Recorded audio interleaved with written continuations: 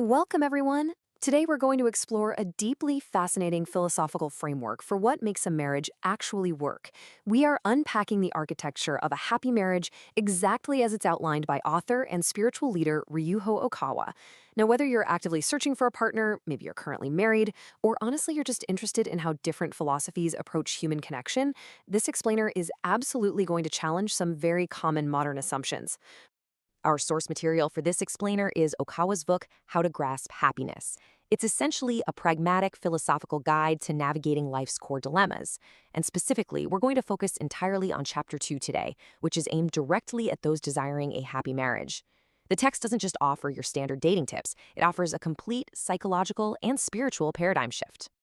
Okay, let's dive into this. Here is our roadmap for today. First, the quest for marriage. Second, a shift in perspective. Third, the arranged marriage advantage. Fourth, the only daughter's dilemma. And finally, hardships as total happiness. Starting right off with Section 1, the quest for marriage. So, Chapter 2 is titled For You Who Desire a Happy Marriage. Okawa begins by acknowledging a totally universal modern anxiety. You know the one. People today are presented with endless options, and we tend to approach dating with these massive checklists, just desperately searching for that one perfect person who aligns flawlessly with our feelings. He directly addresses readers stuck in this paralyzing evaluation phase, who are constantly asking what kind of person they should marry to be happy. Well, if you're just waiting for the bluebird of happiness to simply fly into your life, he argues that you're looking at the entire institution of marriage backward. Which brings us to Section 2, a shift in perspective.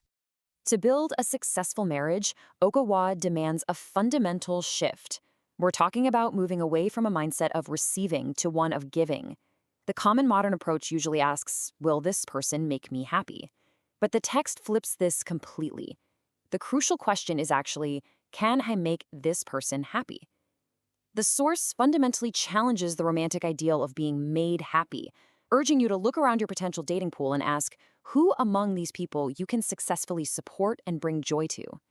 The text dives into the specifics of this supportive mindset, particularly addressing women. It asserts that men are fundamentally looking for women who will support them.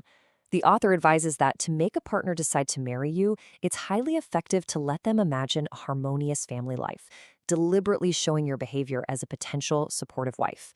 You shift from being a passive receiver of happiness to an active creator of it. So, how do you know if you can actually support someone forever? The author suggests a really interesting mental exercise, projecting the relationship across 4 distinct timeframes. Don't just picture the wedding or the newlywed phase. Imagine raising children together over the years. Imagine growing old over decades. And finally, project all the way to the deathbed. If you can envision a lifelong story that naturally connects through all of these phases, well, then you're evaluating your compatibility with real foresight. Let's move on to Section 3, the arranged marriage advantage.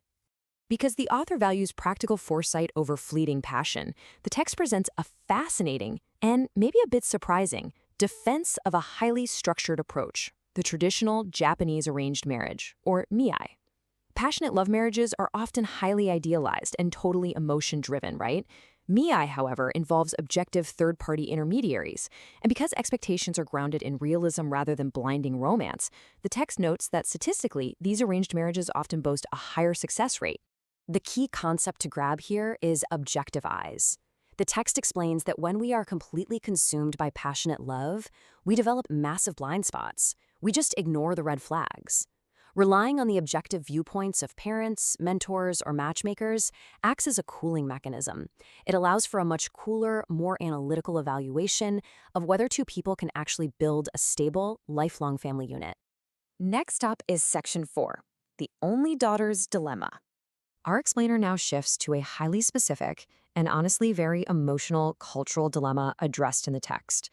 It's the situation of an only daughter and the overwhelming guilt she might feel at the prospect of leaving her aging parents behind to start her own family.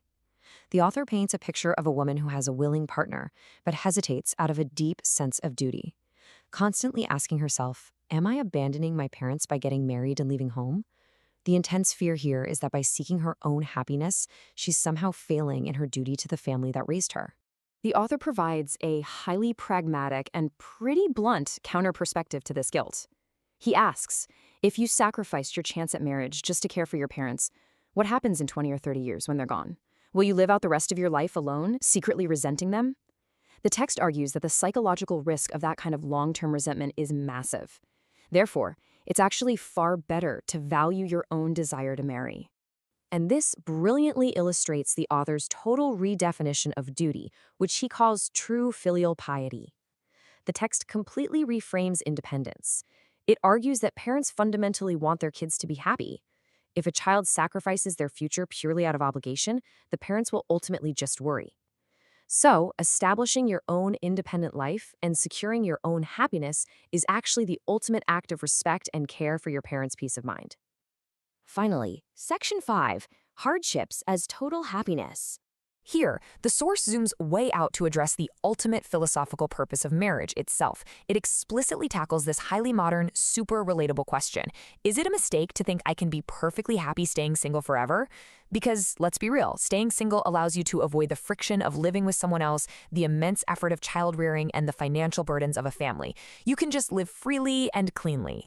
But the author's answer is a resounding yes. It is a mistake. Staying single might help you avoid immediate trouble, sure, but it severely limits your growth. The text views marriage absolutely not as a fairy tale, but as a training ground. Yes, child-rearing and living together require immense effort, but the text frames all of this as a long-term investment. By stepping into these inherent hardships and overcoming them together, you gain a multifaceted, much deeper joy that simply cannot be accessed by playing it safe and avoiding life's challenges. I really want to highlight this specific, incredibly powerful term used in the text, soul training. The author argues that you shouldn't wait around for a 100-point perfect partner. Even an imperfect partner, actually, scratch that, especially an imperfect partner, provides the necessary friction for your own spiritual growth.